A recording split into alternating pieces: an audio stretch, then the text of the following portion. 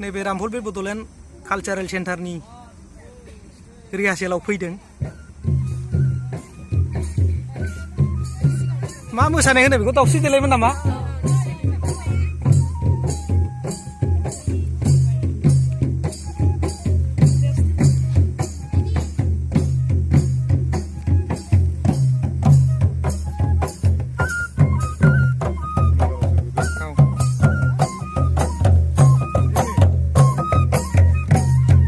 दा बेवहाय मानि थाखाय रिहार्सेल होनाय जादों? खुलुमबाय बयबो, आंनि मुङा मिथिनोजा नार्जारि। दा जों बेवहाय 11 नभेम्बराव 2019 नि 11 नभेम्बरावहाय जों दा इन्टारनेसनेल पेराग्लाइडिं प्रग्राम जागोन। बे प्रग्रामावहाय दा बबेहाय जागोन बियो बे प्रग्रामा? बे प्रग्रामा क'क्राझाराव जागोन। ओमफ्राय दा बिनि थाखायनो दा बेहाय रिहार्सेल होगासिनो दङ जोङो। सानबेसे जाखो नोंसोर बेयाव रिहार्सेल होनाया? बे रिहार्सेल होनाया जों केन्टार साफैनाया जाहैबाय जों 2 नभेम्बरनिफ्राय थाफैदों। ओमफ्राय दा सोलिगासिनो दङ बे रिहार्सेला। गासै साबेसेसो दं नोंसोर बेवहाय? जों बाहाय जोंनियाथ' 100 जननि बारगोन जोङो। 100 जानो हागौ आरो। बबे बबे जायगानि दं? दा बेहाय दङ कार्बि आलंनि दङ, बिसमुरिनि दङ, रामफल भिलेजफोरनि दं, आरो सेरफांगुरि दं, आरो आफलागावनि दङ आरो।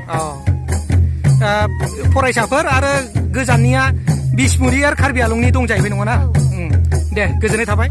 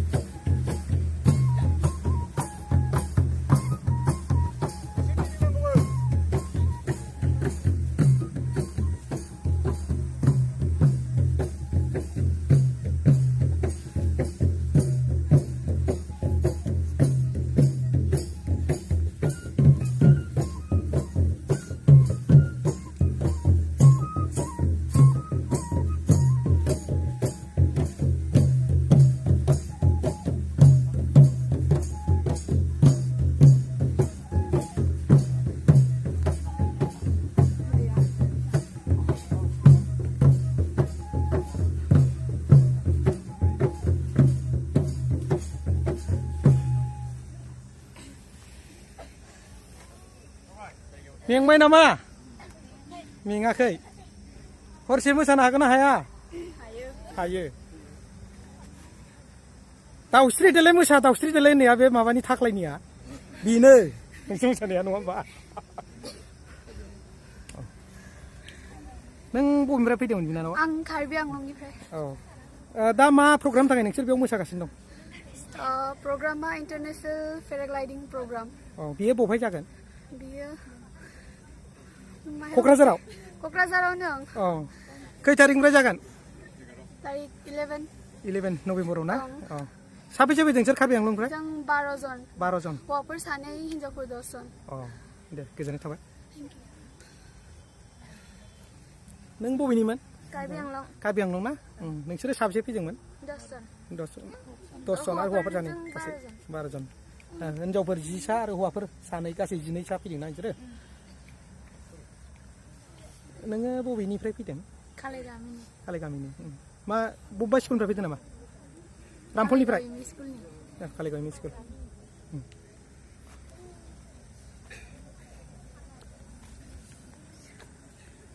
बबेनिफ्राय फैदोंमोन खुलुमबाय जों बिसमुरि हालामनिफ्राय फैदों औ गासै साबेसे फैदों नोंसोरो जों गासै 9 जन फैदों 9 जन ना गासिबो हिनजावसाफोर गोजा फैदों औ नोंसोर बहाबा सोलोङो ना बिसमुरि हारिमुफ्राव बिसमुरियावनो सोलोङो बिसमुरियाव औ बे बासबारि हाइ स्कुल बासबारि हाइ स्कुल केशबजों नङा सारसफ्राव दं दे केशबबो दंना नोंसिनि बिसमुरियाव बबे ओमफ्राय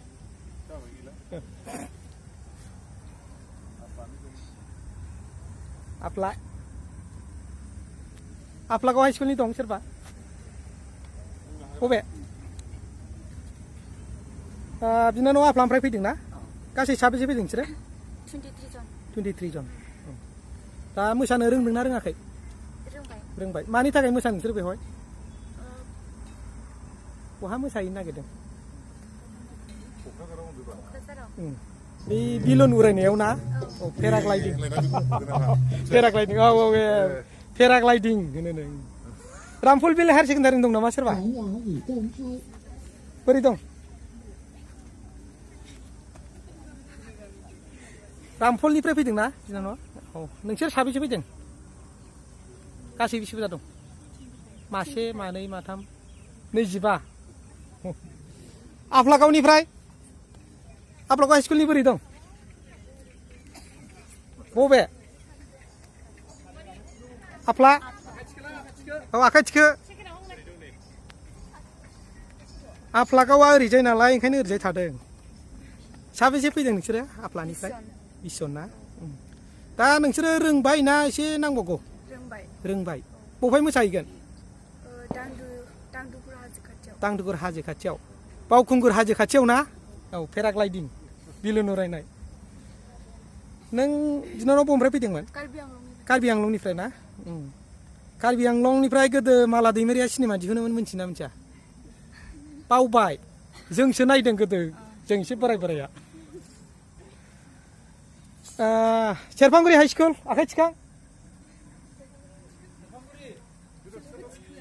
औ दे आखाइ थिखां दे गिनाङा औ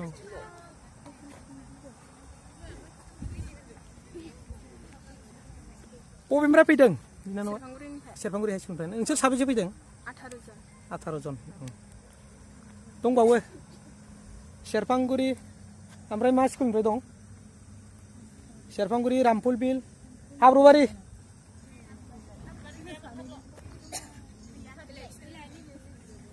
बबेनिफ्राय फैदों नोंसोरो खुलुमबाय जों हाब्बारि स्कुलनिफ्राय फैदों औ साबेसे फैदों सानै ना दे गोजोननाय थाबाय बिदिब्ला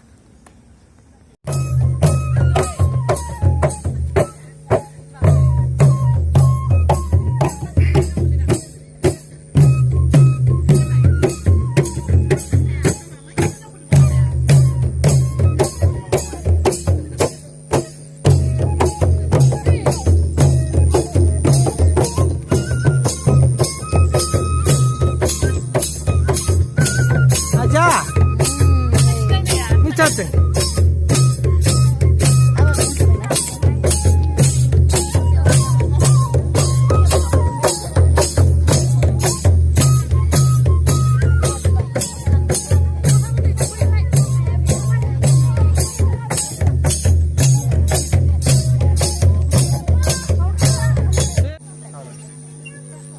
दै लोंनानै दसे जिरायदो नोंसोर मेंबाय नामा मोसानानै मा मोसाखो नोंसोर दिनै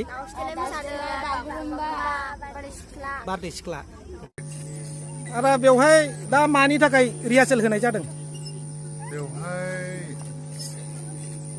दांदुफुराव 11 बा 10 नभेम्बरनिफ्राय 14 नभेम्बरसिम इन्टारनेशनेल पेराग्लाइडिं चेम्पियनशिप एकुरेसि चेम्पियनशिप जागोन आरोखि एकुरेसि औ माखौ लायो होनदों बे कम्पिटिसनाव मा साइजनि जागोन बे कम्पिटिसना बे दांदुफुर हाजोनिफ्राय बे पेरासुटजों माने बिरनानै बाफैनाय मोनसे माने पजिसन थागोन बेहाय पइन्ट बेहाय माने बाफैनो हायोब्ला बेफोर उइनार जागोन आरोखि जाय दोम गानो हागोन बे दागोनाव बिराद गोजाननिफ्राय माने गोरलै नङा आरो गोरलै बाव गानोबा बारजों सोरबा गोलैयो सोरबा खारनाङो हाया आरोखि बेनो दा बेवहायनो नोंथांमोनखौ बर'नि हारिमुखौ दिन्थिफुंनो थाखाय लेंहरदों दा बेवहाय बबे बबे कान्ट्रिनिफ्राय बाहागो लागोन होननानै मिथि मोननाय जादों बेखौ आं बेखौ मिथिजोबा ओरैनो जापान थापान जापान थापाननिफ्राय फैगोन इन्टारनेसनेल जाबाय नालाय गासै साबेसे रिहार्सेल होनाय जाखो दा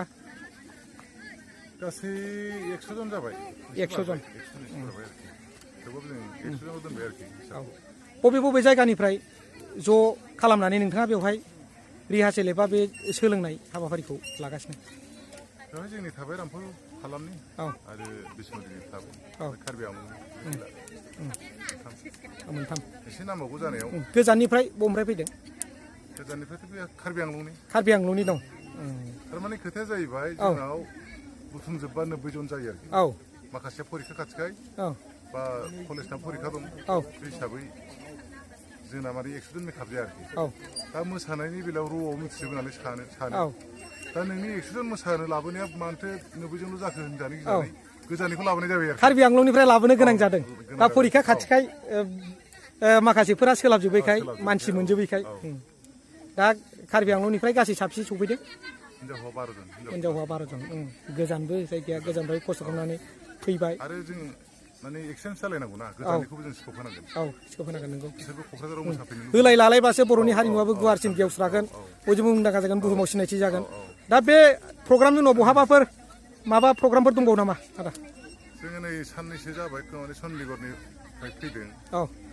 माबा चन्डीगढ़ मा होनो बेखौ हारियाना डे फाउन्डेसन डे मोसाना फैबाय बेनिफ्राय जोङो माबायाव थांगोन दा कलकातायाव थांगोन आरोखि माबायाव 21 तारिखआव थांगोन नभेम्बरनि बेनिफ्राय फेस 24 प्रग्राम ओमफ्राय फैबाय ओमफ्राय मोनसे प्रग्राम जानो नागिरबावदों बेनारसाव बेवहाय आरोखि बेनारस इउनिभारसिटि बै हिन्दी फिल्मनि हारिखाय के बेनारस बाला होननाय जायगायाव अमिताभ बच्चन बे गय जाग्रायाव गोजोननाय थाबाय बेनिफ्राय संगित नाटक मा होनो साहित्य एकाडेमिनि प्रग्राम जागोन बबेहाय जागोन बियो उदालगुरियाव थुनलाइ आफादा खुंदों बाहायबो 10 जनसो थांनानै एसे बियो माब्ला बिनि थारिखआ माब्ला फोसावदों थुनलाइ आफादनि 17-18 नभेम्बरावनो ना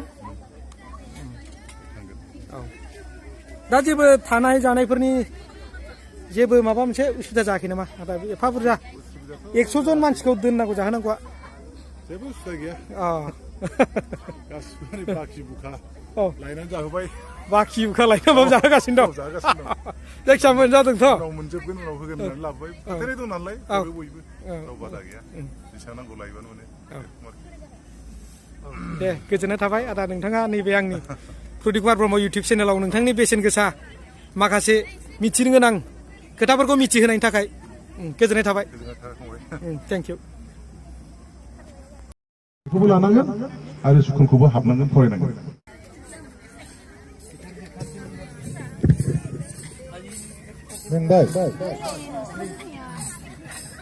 मा नायदों नोंसोरलाय नोंसोर मोसानायखौ नायदों बबेनिफ्राय फैदों नोंसोरो हा रामफलनि साबेसे नोंसोरलाय मोसाना मेंबाय नामा नोंसोरो हा मेंबाय नोंसोर मेंबाय नामा मेङाखै मा मोसाखो नोंसोरो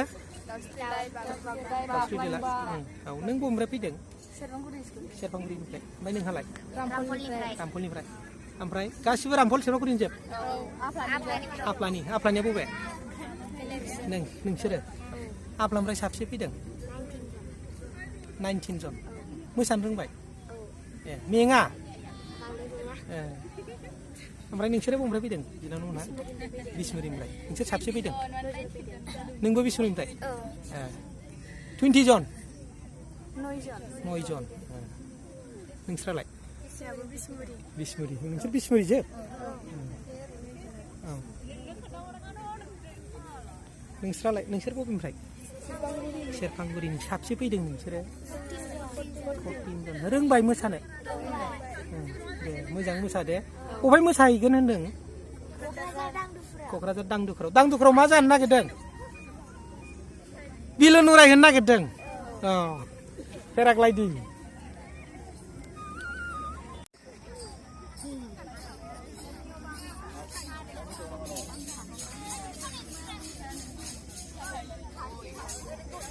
मेंबाय नामा नोंसोरो मोसानानै मेङाखै मोसानो हाबावो ए बबेनिफ्राय फैदोंमोन नों बिनानावा कार्बि आंलं लांहिन लांहिन साबेसे फैदों नोंसोरो जों 12 जन ओमफ्राय नोंहा बबेनिफ्राय फैदोंमोन आंबो कार्बि आंलंनि ओमफ्राय नोङो कार्बि आंलंनि जों माबायलाय माखासे बेलेगनि दं ए बबेनि नोङो रामफलनि ओमफ्य नोंहा आंहाबो रामफलनि नोंहा कार्बि आंलं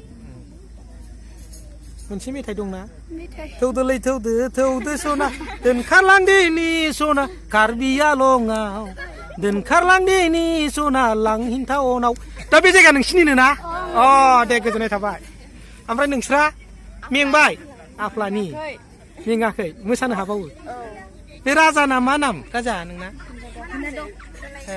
मा नाम मोनामसो बेना नामा ओंखायनो खोन्थाया नों बबेनिफ्राय फैदों आफ्लानिफ्राय ना नोंसोर आफ्लानिजोब नामा दे मेंबाय नामा नोंसोरो मेङाखै नोंसोर बबेनिफ्राय फैदों रामफलनिसो नोंहा मा गामिनि मोनलाय खालिगावनि जों लागोन